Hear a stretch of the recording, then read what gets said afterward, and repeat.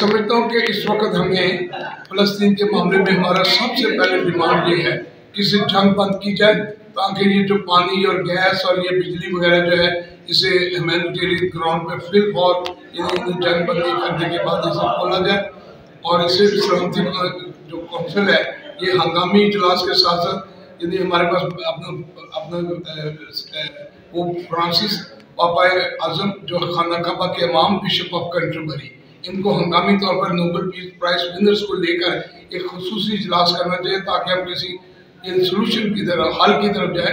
ये जंग अगर खुदा न खास्ता ये जंग यानी एटमी जंग है, ये आबरों में 1 घंटा भी लेट होगी तो बहुत खतरनाक नतीजे निकलेंगे। इसलिए मैं समझता हूँ कि इसे फिल फॉर जंग बंदी